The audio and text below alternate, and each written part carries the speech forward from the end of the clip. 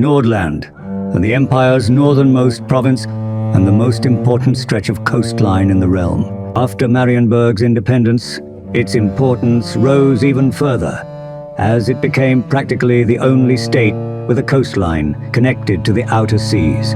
Nordland is a state that lives off fishing and maritime trade, importing goods from Lustria, the Southlands, Grand Cathay, and There are lots of sea fortresses and watchtowers line the coast of Nordland to protect it from the Norscans. Also the home station of the Empire's Second Fleet, which is the largest in the Empire right now. You may wonder why the Second Fleet is the largest in the Empire and most of its ships are gone. When Marienburg purchased its independence from Dieter IV with massive donations, the home station of the Empire's First Fleet was in the wastelands, Marienburg, and they took the First Fleet with them when they gained independence. This was a disastrous decision, so the next Emperor Wilhelm III sent 3 expeditions to undo Marienburg's independence, but all were defeated. During this, half of the Second Fleet was lost. The Empire and the state of Nordland keep trying to recover their naval power, but it's not doing so well. However, there is one man who's very eager to revive Nordland's glory. Grand Baron of Nordland, Prince of Salzenman, Lord of Laurelorn, Duke of Marienburg, Theodoric Gausser. Theodoric Gausser, Elector Count of Nordland, a man with 20% accurate titles, because the ruling families of both Talabecland and Nordland once had reasonable claims to Marienburg. He always insists that he is the rightful owner of the city and constantly schemes to claim it.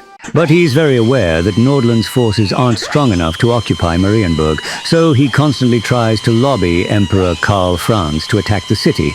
But Franz always ignores him.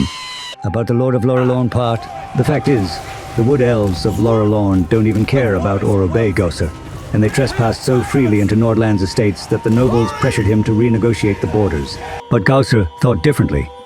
He believed that if the border between Laurelorn and Nordland was obscure, then Laurelorn automatically becomes part of Nordland. So even if that's not how it works, and it didn't actually make him Lord of Laurelorn, though he imagined it did, he just let the Wood Elves trespass and raid freely in Nordland.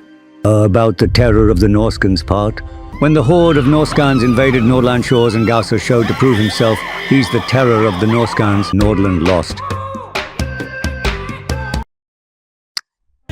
Emperor Karl Franz had to send the Reichsmarshal Kurt Helborg and forces to repel Norscans from Nordland shores. Even most of his titles failed. Gausser had a plan to make Nordland ground. With the treasury that House Gausser had accumulated for centuries, hire mercenaries, declare war on nearby states, and confederate them by force. Karl Franz sanctioned Nordland by turning all Gausser's treasury to lead. Because of the Nordlanders' hostility, many Imperials see little difference between a Nordlander and a Norscan. And some even think, isn't Nordland nothing but a threat to the Empire? Should we even consider it a part of it? But that's not true.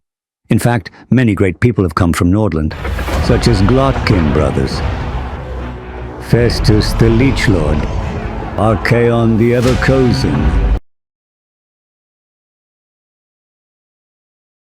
But Nordlanders are still better than Stirlanders. Now come, follow me. Enter and experience the old world with the Old World Geographic. Like and subscribe for more Old World Geographic.